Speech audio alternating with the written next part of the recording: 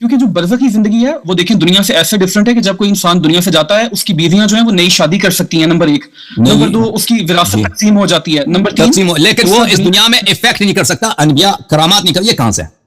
یا کوئی مجھے بتایا کہ نبی صلی اللہ علیہ وسلم مرنے کے بعد ان کی نبوت ختم ہے، ان کے معجزات ختم ہے جی، وہ آج نبی نہیں ہے، معجزات بھی ان کے نہیں ہیں، یہ مجھے کسی حدیث میں کوئی دکھائے، کوئی وہاں بھی دکھا دے۔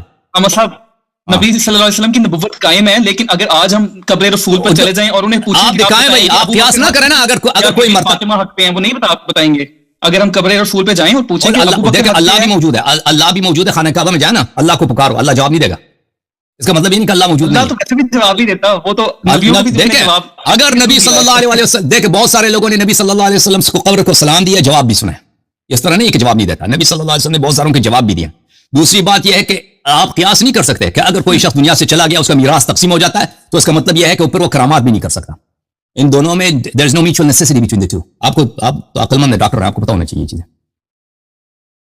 کیونکہ یہ اکثر میں نے بھی یہ چیز سنیوں کے ساتھ جب میں ڈیبیٹ کرتا ہوں اکثر، تو آئی یوز ٹو ٹیل دیم کہ اگر آپ لوگ کہتے ہو کہ رسول اللہ صلی اللہ علیہ وسلم جو سمائے موتا کا اگر آپ عقیدہ رکھتے ہو تو پھر یہ ابو بکر کی خلافت قبر رسول سے جا کے ثابت کیوں نہیں سنی حضرات کروا لیتے؟ رسول اللہ سے جا کے پوچھ لیں کہ ابو بکر خلیفہ ہے یا نہیں ہے، تو یہی دلیل انہیں بھی مار جاتی ہے کہ رسول اللہ صلی اللہ علیہ وسلم کی ابھی جو حیات مبارکہ ہے وہ برزخی ہے، جس کے اندر وہ زندہ ہے لیکن اس زندگی کا ہمیں علم نہیں ہے، وہ بالکل ایسی ہے جیسے ان کو علم ہے نا، ان کے پاس احادیث نہیں ہے کہ نبی صلی اللہ علیہ وسلم حیات برزخی میں کیا اعجاز کر سکتے ہیں نہیں کر سکتے، ان کے پاس احادیث نہیں، ہمارے پاس احادیث ہے کہ نبی کریم صلی اللہ علیہ وآلہ وسلم حیات برزخی میں سنتے بھی ہیں، دیکھتے بھی ہیں، ان کے پاس معجزات کرامات بھی ہیں، ان کے پاس، ہمارے پاس ہیں۔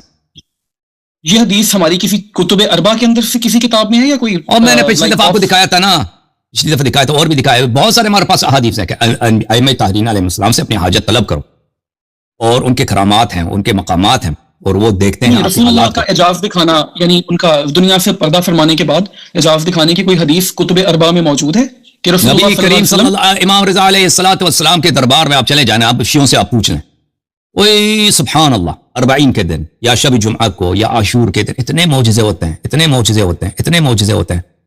یہ یا امام حسین علیہ السلام کربلا میں، سبحان اللہ سبحان اللہ، وہاں پہ لوگ، آپ اگر روز عاشور چلے نا ادھر کربلا میں، ادھر آپ کو اتنے زیادہ ویل چیئر ملیں گے، بہت زیادہ لوگ چھوڑ کے چلے گئے، ادھر سے ویل چیئر پہ آئے نا، چل نہیں سکتے تھے، فالج ہو گئے تھے، ادھر سے صحیح ہو کے چلے گئے، ویل چیئر ادھر پڑے ہوتے ہیں کربلا میں، سمجھ گئے نا؟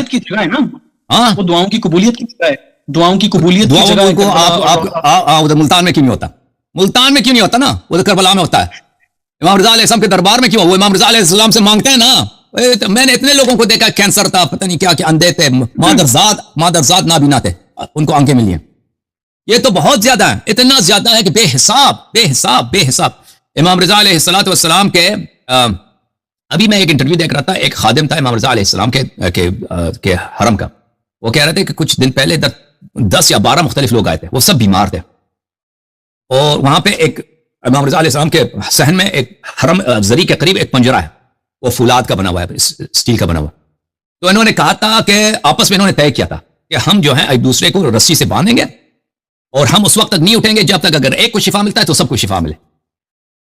کچھ کو کینسر ہے، کچھ کو مختلف بیماریاں بیچارے آئے تھے، تو وہ آئے تھے، انہوں نے ایک دوسرے کا ہاتھ مثلا باندھا تھا، کچھ کوئی اندھا ہے، کوئی کچھ ہے، تو وہ سب آئے تھے، ان سب کو شفا ملی ہے اکٹھے، کیونکہ انہوں نے آپس میں عہد کیا تھا کہ ہم نہیں جائیں گے یہاں سے جب تک ہم سب کو شفا نہیں ملتا، ٹھیک ہے نا؟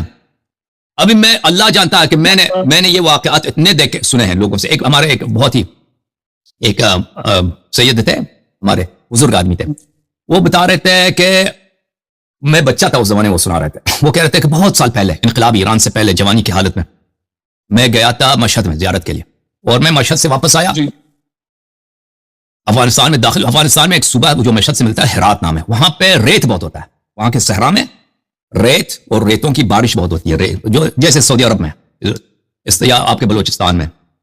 تو گاڑی میں چلا رہا تھا، کابل کی طرف جا رہا ہوں، تو ایک دفعہ طوفان آیا ریتوں کا، اور طوفان اتنی شدید، ہوا اتنی شدید، اس نے مجھے بالکل سڑک سے نکال دیا، اب ہر طرف صحرا ہی، کچھ نظر بھی نہیں آ رہا، ریت کا طوفان ہے، ریت نے مجھے نکال دیا گاڑی کو سڑک سے نکل گیا بھائی، اب ریت آ رہا ہے، گاڑی پہ گر رہا ہے ایسا، اب گاڑی جو ہے ریت میں ڈوبنے لگا ہے۔ میں نے اسی وقت پکارا، یا امام مہدی، یا امام مہدی، اللہ کی قسم وہ شخص جھوٹا نہیں تھا، कह रहा था, मैंने पुकारा इमाम, मैंने फौरन देखा कि अभी खिड़की के बाहर एक आदमी खड़ा है, बहुत ही नूरानी चेहरा, सर पे टोपी है। उसने कहा गाड़ी स्टार्ट करो। मैंने कहा अल्लाह के बंदे है, गाड़ी मुझे सिखा, मैं कैसे स्टार्ट करूं, ये देख गाड़ी खत्म है, ये तूफान है इस तरह। मैंने कहा स्टार्ट नहीं हो रहा, मैं कैसे स्टार्ट करूं? कहता मैं कहता हूं स्टार्ट करो। मैंने कहा स्टार्ट नहीं, कहता मैं कहता हूं स्टार्ट करो। मैंने स्टार्ट किया, गाड़ी एक दफा स्टार्ट हो गई, पहले स्टार्ट नहीं होता था, गाड़ी बंद हो चुकी थी और मैं दफन हो रहा था रेत में। उसने कहा निकल जाओ यहां से। जैसे किसी आदमी ने धक्का दिया, मुझे रेत से ऐसे निकाल के रख दिया, ऐसे मैं निकल गया रेत से और सड़क पे आ गया। मैं चला गया कुछ, फिर मैंने सोचा ये आदमी कौन था? अभी इस सहरा में तो कोई शख्स ही नहीं था, कोई नहीं था, ये शख्स कहां से आया? पीछे मुड़ के देखा कोई नहीं वहां पे। इस तरह के वाकयात बहुत ज्यादा है मेरे भाई, ठीक है ना? अल्लामा साहब, मुझे इस कोई भी इख्तिलाफ नहीं है जो अल्लाह ताला ने आले मोहम्मद अलैहिस्सलाम को अजायबात और ये करामात इनायत फरमाए हैं, इसमें कोई शक नहीं है। तो और इमाम हुसैन अलैहिस्सलाम की जरी और रिदा अलैहिस्सलाम की जरी जो है, ये दुआ की मकबूलियत की जगह है। यहाँ पे दुआएं मुस्तजाब होती हैं। ये रसूलुल्लाह बिला शक, और वो खुद भी सुनते हैं, वो खुद भी सुनते हैं ना, वो खुद भी देखें, वला तक़ूलू लिमन युक़तलू फ़ी सबीलिल्लाहि अमवात बल अहयाउन वलाकिन ला तशऊरून। जो लोग अल्लाह के रास्ते में शहीद होते हैं उनको मुर्दा ना बोलो, वो जिंदा है, आपको पता नहीं। ये किताब अल-मज़ार है, अल-मज़ारुल कबीर। मैं यही अर्ज़ कर रहा हूं ना, सुन लो इस तरह से माह रजब के आमाल में देखो, माह रजब में अमीरुल मोमिनीन अलैहिस्सलाम की ज़ियारत है। अमीरुल मोमिनीन अलैहिस्सलाम की ज़ियारत के लिए जब जाओ तो ज़ियारत के बहुत सारे आदाब हैं, उसमें से ये क्या है, कह दो अशहदु अन्नका तस्मा कलामी व तशहद मकामी, मैं शहादत देता हूं कि आप मेरे जुमलों को सुनते हैं और आप मुझे देख रहे हैं। व अशहदु लका या वली अल्लाह बिल बलाग वल अदा। अच्छा, या मौला या हुज्जत अल्लाह या अमीन अल्लाह या वली अल्लाह। उसके बाद ये कहते हैं खुल्ली इलल्लाहि शफिया, अल्लाह के सामने मेरी शफाअत करना। व मिनन नारि मुजीरा, और मुझे आग से जहन्नम से मुझे पनाह अता फरमा। व अला दहर ज़हीरा, और पूरे जमाने में मेरी मदद फरमा। अला दहर ज़हीरा, पूरे जमाने, ये मदद मांगना है सीधी तरह इमाम अली अलैहिस्सलाम से। ये ज़ियारत लिखी किसने है? ये जुमले किसके हैं? ये अइम्मा ताहरीन अलैहिस्सलाम की हदीस है। अइम्मा ताहरीन अलैहिस्सलाम, व अंजह तलिबती या वली हुज्जत अल्लाह या वली अल्लाह, व अंजह तलिबती फी दुनिया वल आखिरह, दुनिया और आखिरत में मेरे मुतालिबात अता फरमा।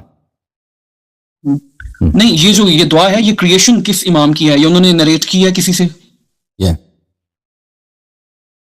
मैं आपको दिखा देता हूँ। या अइम्मा ताहरीन अलैहिस्सलाम अमेरिका में, इधर यूएस के अंदर। और ओके डॉक्टर साहब आप ब्रेन वॉश हो चुके हैं वहाबियों के, ठीक है ना भाई?